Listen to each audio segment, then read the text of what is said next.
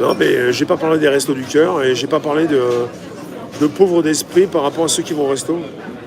Puisque ça fait plus de 3 ans et demi que je vais dans les rues pour parler avec un petit peu tout le monde.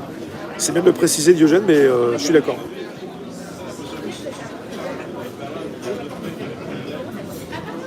Alors YouTube, on était là.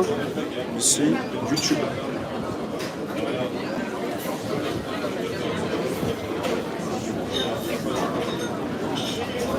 Ouais, parce que quand on dit crypto, c'est souvent spéculation. Alors qu'il y a beaucoup plus intéressant que ça. Crypto, c'est plutôt décentralisation et indépendance. Mais il y en a qui pensent simplement juste le côté où on va se faire avoir et on va perdre de l'argent, quoi. Tant pis, c'est comme ça. Comme toute évolution technologique, elle n'est pas bien comprise au début. Un peu comme l'arrivée d'Internet en France, on a pris du retard. On pensait qu'on allait être les premiers, on avait le Minitel. Et en fait, à cause du Minitel peut-être, en tout cas, on a pris du retard. Et finalement, il n'y a pas si longtemps...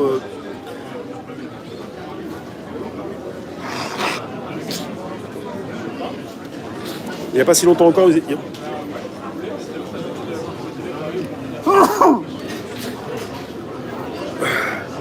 n'y a pas si longtemps... Mince. Il n'y a pas si longtemps encore, on avait des Français qui voulaient pas trop payer par Internet.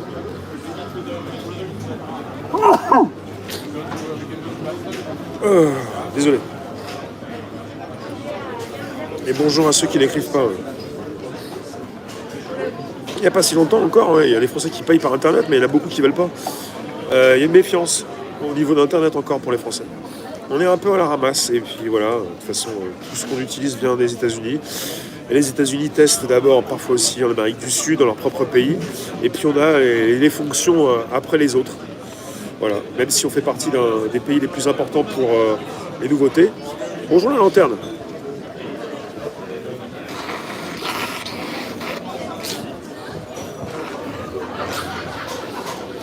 Désolé, mais ça va aller mieux. Merci de nous retrouver sur ce live privé. Des choses qui passent, qui font que je m'arrête un petit peu, mais... Non, mais qui dit crypto dit Internet, qui dit Internet dit aussi les Français qui ont été souvent assez réfractaires en pensant qu'on allait leur voler leur argent s'ils effectuaient leurs achats sur Internet. Les Français, merci Catherine, maintenant, très souvent, achètent des produits sur Internet. Et là, pour ce qui concerne la créativité, les créatifs, les diffuseurs, il est question déjà depuis un certain temps. On peut propositionner des boutiques en ligne. Vous pouvez acheter des produits physiques pour vous faire livrer. Mais de plus en plus, vous allez pouvoir acheter des goodies ou des choses qui sont aussi dématérialisées. Ce qui concerne les NFT, ce que va faire YouTube prochainement, avec l'achat de vidéos et la revente, des choses que vous pourrez acheter pour revendre et qui peuvent aussi valoir un peu plus cher par la suite. Et il y a de plus en plus de Français qui vont comprendre qu'ils peuvent non pas avoir un portefeuille avec une crypto qui bouge, enfin une monnaie qui ne bouge pas, mais avec des choses qui sont évolutives en rapport avec l'argent qu'ils détiennent. Et ça, c'est aussi très nouveau. Ça fait aussi partie d'Internet. Mais au début, c'est pas très simple pour un public lambda. Voilà.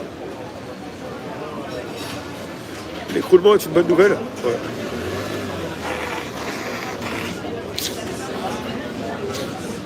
Le truc, non. Le truc, je ne vois pas bien le truc. Ce qui m'intéresse beaucoup plus, c'est de passer au-dessus, au-delà. Passer entre les mailles. Ça, c'est de l'allergie? Oui, je sais. Je connais bien. Merci.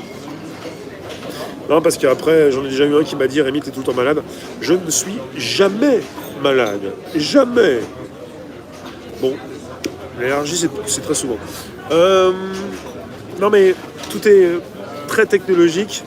Il ne s'agit pas de vous faire les poches. Il s'agit de bien comprendre qu'il ne s'agit plus d'être tributaire d'un groupe de personnes qui ne sont pas vraiment très représentatives, surtout, et qui sont là pour continuer de faire de l'argent en faisant de la politique, par exemple.